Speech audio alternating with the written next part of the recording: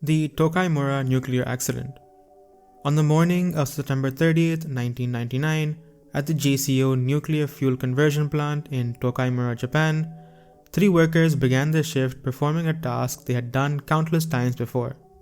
Hisashi Ouchi, Masato Shinohara, and Yutaka Yukawa were preparing a batch of uranium fuel. The plant had a long culture of working fast, and the workers mixed uranium nitrate solution manually using stainless steel buckets, an illegal and dangerously outdated method that had slowly become normal inside the facility. At 10:35, everything went wrong. As Ouchi and Shinohara poured a large amount of enriched uranium into a settling tank, they unknowingly pushed the mixture past its critical mass threshold. A brilliant flash of blue light filled the room, the unmistakable sign of a nuclear chain reaction. Ouchi, standing closest, was hit with the full force of the radiation. The reaction continued pulsing for hours until emergency teams finally shut it down. The exposure levels were catastrophic. Ouchi received an estimated 16 to 20 sieverts of radiation, far beyond survivable levels. Almost instantly, he felt an intense wave of heat, nausea, and dizziness. Within minutes, he was vomiting and unable to stand. At the hospital, doctors found that his white blood cell count had collapsed to nearly 0. His skin began blistering and peeling, revealing raw tissue beneath, and the blood vessels began leaking internally. Chromosomes inside his cells were shattered, rendering his body unable to heal. Despite knowing the exposure was unsurvivable, Japan's medical teams attempted every treatment possible, including stem cell transplants and experimental therapies.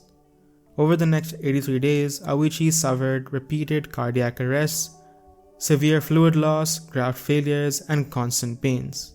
Doctors revived him more than once at the family's request, but his condition only deteriorated until he finally passed away on December 21st, 1999. Shinohara, who had received roughly half Ouchi's doses, endured 7 months of surgeries, skin grafts, and infections before dying in April 2000. Yukawa survived but suffered lasting health effects. The Tokaimura accident remains one of the worst civilian nuclear radiation exposures in history. The Lewis-Slotin Criticality accident. 3 years after the Manhattan Project created the first atomic bomb, researchers continued at Los Alamos National Laboratory. Physicist Louis Slotin was considered an expert, brilliant, confident, and known for performing extremely risky, hands-on criticality experiments. On May 21, 1946, Slotin was demonstrating an experiment using a plutonium core infamous for its instability, a sphere researchers had already nicknamed the Demon Core. Slotin's method involved placing 2 hemispheres of neutron reflective material around the core and holding them apart using nothing more than a screwdriver. The slightest slip could allow the hemispheres to close fully, sending the plutonium into a critical state. Colleagues had already warned him repeatedly, and the method violated most safety rules, but Slotin continued, boasting that he had done this many times before. During the demonstration, the screwdriver slipped. For a fraction of a second, the hemispheres came together, triggering a burst of neutron radiation. The room filled with a sharp blue flash. Slotin instantly recognized what had happened and instinctively pulled the hemispheres apart, saving the lives of the others in the room, however sacrificing his own. He absorbed an estimated 21 sieverts of radiation, an almost unimaginable dose. He felt a wave of nausea and burning within seconds. His hands began to swell and blister.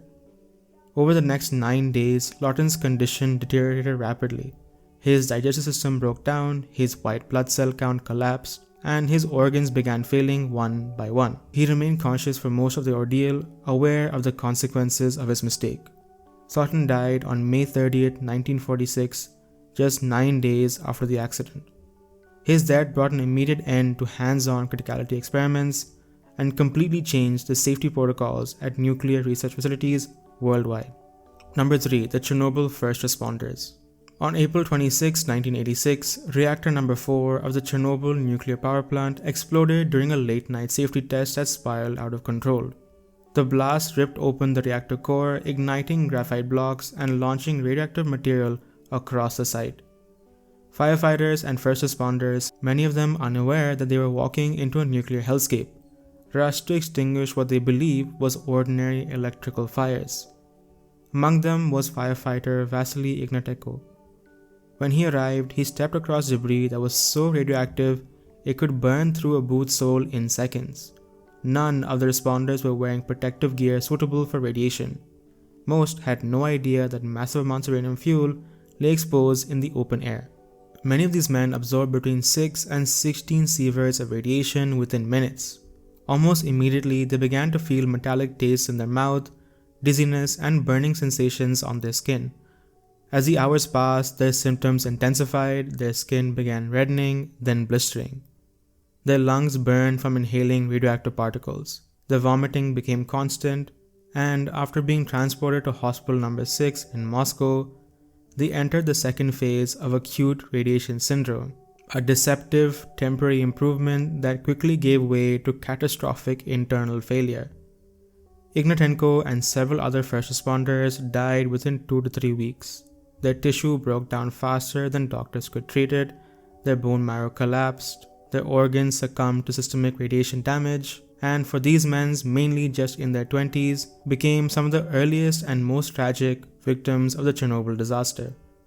Their sacrifice prevented additional fires from spreading and possibly causing an even greater explosion. Number 4. The Goiânia cesium-137 disaster in Brazil, 1987. In September 1987, in the city of Goiânia, Brazil, 2 scrap collectors entered an abandoned medical clinic. Inside, they discovered a radiotherapy machine left behind when the clinic moved locations. Curious about the device, they dismantled it and found a small metal capsule containing cesium-137. When the capsule was broken open, a brilliant glowing blue powder spilled out. Mesmerized by its beauty, the men took the material home, unaware that it was one of the most dangerous radioactive substances in existence. Within days, neighbors, friends, and family members had come into contact with the powder. Children played with it, people rubbed it onto their skin thinking it was some kind of magical glowing pigment. The contamination spread through homes, food, and clothing. No one understood that this soft glittering powder was silently poisoning them. Over 250 people were contaminated, and several developed severe radiation poisoning. One of the most tragic deaths was that of a 6-year-old. She became ill after eating food contaminated with the powder and later suffered extreme internal and external radiation burns. Despite attempts to save her, her condition deteriorated rapidly and she passed away. The adults who handled the material experienced vomiting, intense burns, and organ failure. Entire homes had to be demolished and tons of contaminated soil were removed. This incident remains one of the most devastating civilian radiation accidents ever recorded, not because of a reactor failure or industrial meltdown, but because of a forgotten machine and a glowing substance that looked harmless. These 4 cases represent some of the most extreme and tragic radiation exposures in history. What makes them especially haunting is how ordinary the circumstances seemed before catastrophe struck. A routine mixing procedure, a scientific demonstration, a fire call, a forgotten machine. Each moment spiraled into events that reveal the true terrifying power of radiation. It is a force that demands respect, caution, and humility. These stories stand as a permanent reminder that even the invisible can be deadly, and the smallest human error can unleash consequences beyond imagination. And if you'd like to see more cases just like this, be sure to comment down below and leave a like and subscribe to see more videos, and I will see you all in the next video.